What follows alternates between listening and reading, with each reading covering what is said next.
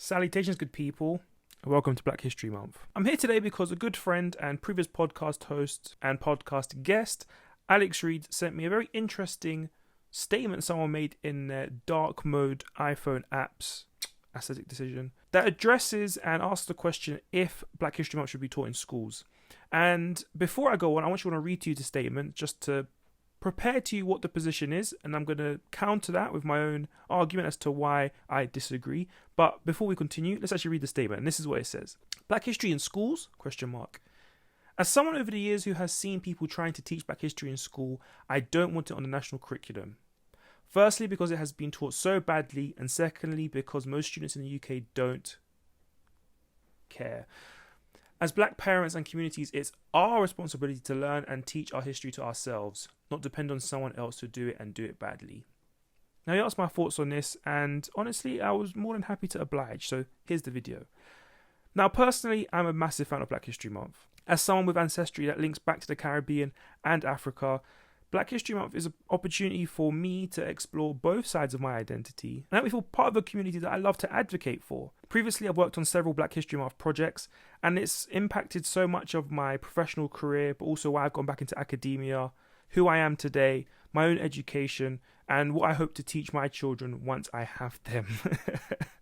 So I have to admit I'm completely biased as to why I would want Black History Month to be taught in our curriculum, even though I don't have any teaching experience or have a child in the classroom, which kind of implies I don't have any skin in the game. Nonetheless, I do have a position that's based on beliefs and some rudimentary data, I have to be honest, that has informed my opinion on the subject, but also a lot of conjecture, rhetoric, and I've also just kind of made links as to other movements that are revolving around education at a grassroots level. Now, first and foremost, my will to have Black History Month as part of the curriculum does admittedly fit into the motto of Black history is British history, and every day should be Black History Month, or every month should be Black History Month, i.e. a belief that it shouldn't be a tokenized or specialized event or period of time.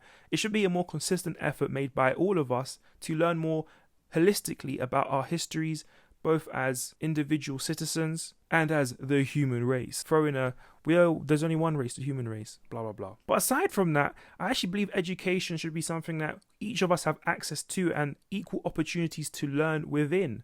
Education should not be something that's conditional as to who you are, your background, or where you're from, but instead should be something that is seen as a human right. Your human right to knowledge and a thirst for growth, one that sees you better yourself, but also the society and community that you're a part of. As such, when I look at an education system being deepened, being better funded, being more appropriate for its needs of its citizens and students, I'm all for it.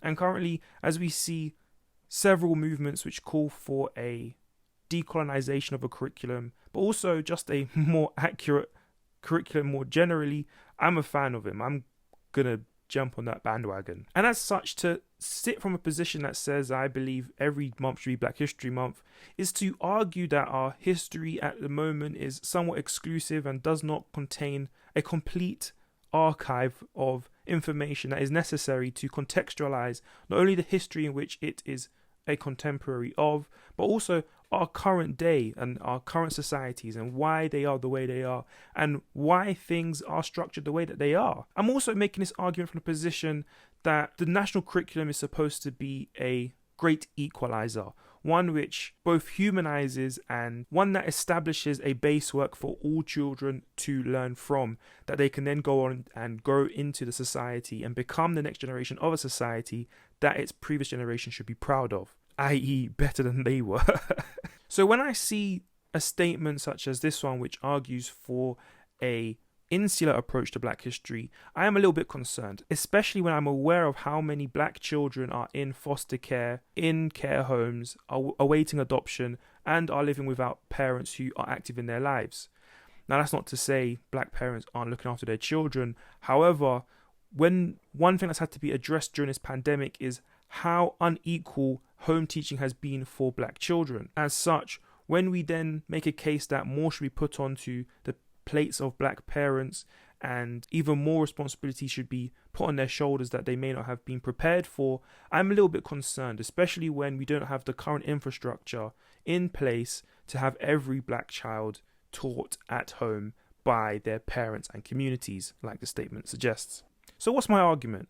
Well, it's based on a few principles. The first is we don't really have that infrastructure like I talked about earlier. Now, when we see that academia, especially at the highest levels in the country, are lacking black representation in any field, I begin to understand why Black History Month is taught so poorly in our country. Sure, a part of the fault can be laid at the feet of those who insist on teaching just about slavery and just about American civil rights movements. However, there's not the width and breadth of Black history. And in fact, the lack of diversity around knowing about Black history is partly going to contribute to why it's being taught so poorly. Secondly, I do believe that education should be applicable, it should be relevant, it should be useful.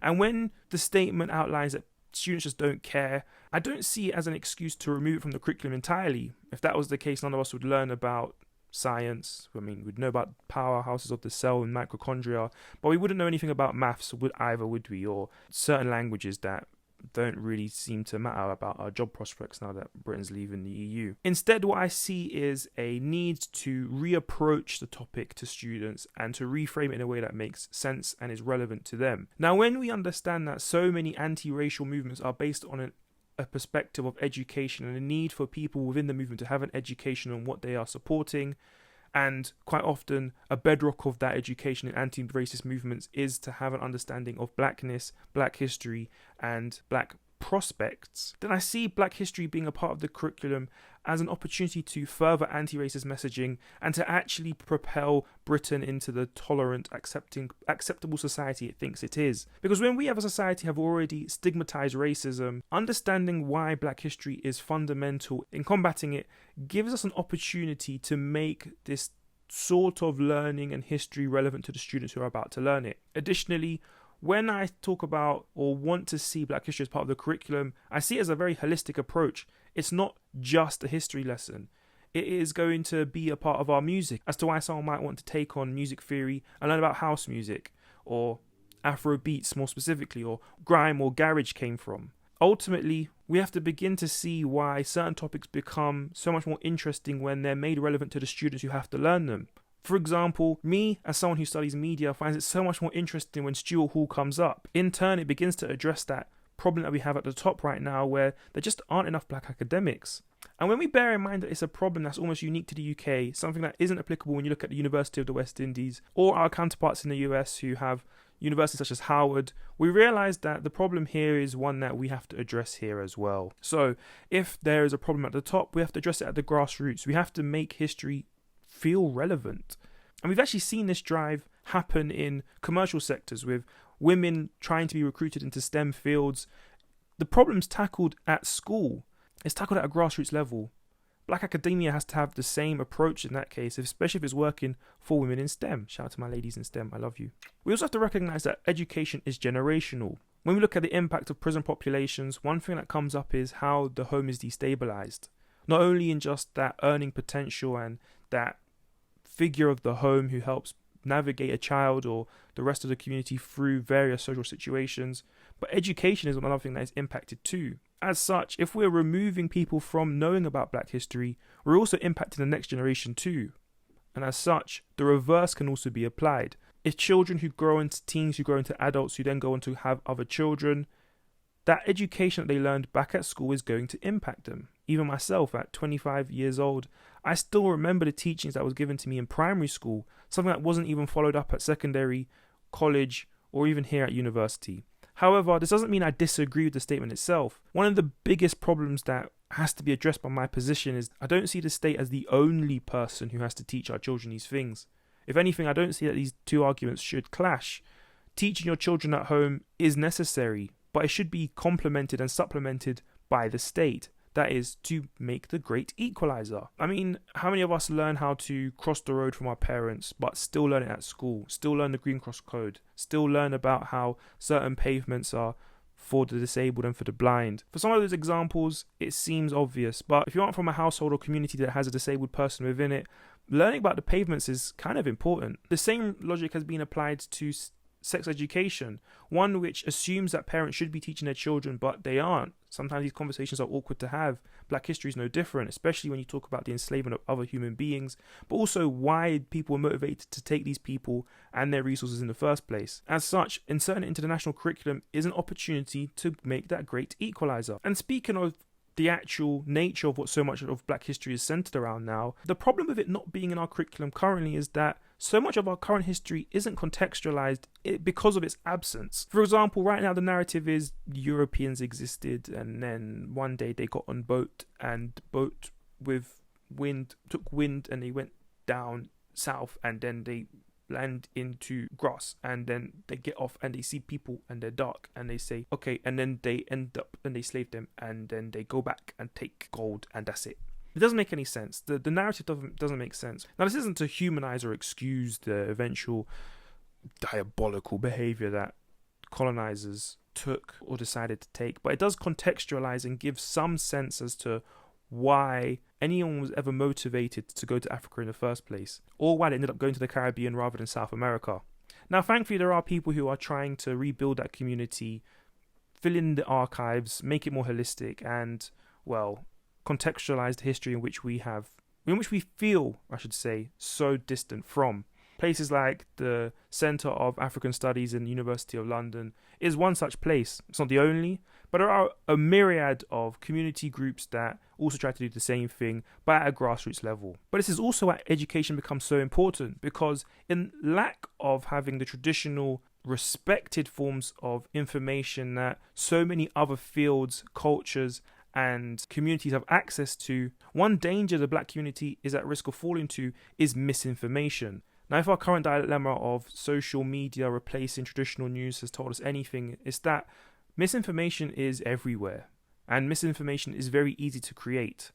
With a lack of media literacy more generally, it's very hard to find information that we can trust, believe in, and rely on. And when a realm such as academia has been removed from so much of the information in a historical record, we do find ourselves turning to charlatans who may misappropriate or reappropriate history to meet their own aims, goals, and to fit their narrative. In fact, it makes me want to go back and revisit a point I wanted to make earlier, and that is Britain being a tolerant, acceptable society has an invested interest in making Black history as part of their curriculum merely for the purpose of propaganda. Right now, we are stepping away from the notion that Britain was an empire that the sun never set on.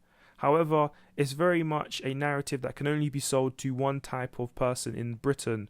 However, once you make history, that very history which that entire narrative is reliant on, more inclusive of people who are British, and that is British in a legal sense, shout out to Barbados being becoming a republic, and you realise that it doesn't make much sense for Black Britons to be excluded from that British identity, especially when you want to make the case that they are British too. I'm going to be straight up and say, supremacists, nationalists of Britain, you have a fantastic opportunity for propaganda here. You have an opportunity to play about with misinformation. So include Black History Month into our curriculums, at least for that purpose. Now look, I'm not going to try and give a former colonial power all of the excuses here, especially when I've been outlining so many of our weaknesses in this video. But I do find these statements somewhat troubling, especially when you realise that a lot of the fixes that I'm proposing can offer fixes to the other. For example, if there is better education out there that is taught generationally, we can have teachers in the future who are given the necessary tools, the right tools, the correct tools, deeply empowered tools to then teach Black history in a way that is not only relevant to them but interesting too. As such, when Black parents and communities go on to teach their children, our children, they can actually build a depth of knowledge that wasn't taught to them in schools. We can have a horrible histories approach to this, that there's more information out there. Yes, you were taught something at school, but there's even more to learn. Because ultimately, I do agree, we do have to teach ourselves. And what's great about that approach is that when someone does it badly, we actually can go out and do it ourselves in a way that is even better. And in fact, when we understand that education is generational, we realize that a lot of the benefits are going to start reaping themselves a lot sooner. As an older sibling, I, even to this day, help my younger siblings on their homework. And if I know the answers, I can help them find theirs. Something like Black History being part of the national curriculum has an opportunity for older students, older siblings, not just parents, not just people in the community, give back a lot sooner. There's a beauty that can be learned here. We have an issue with nationalism, with domestic terrorism, and anti-racist movements know that education is a massive part of combating it. Even if you want to look at it as a brass tacks, let's be very pragmatic about it kind of thing, the police can save a lot of money on watching domestic terrorists if there aren't any domestic terrorists around. If there aren't white nationalists who they know are the biggest domestic threat in this country. Admittedly, they are tentative links, but they're links nonetheless, and they're ones that you should at least begin to explore. So that's what I kind of have time for today. I've made a lot of content out of 3 paragraphs and 50 words, but it needed to be said. And happy Black History Month, people. Take care.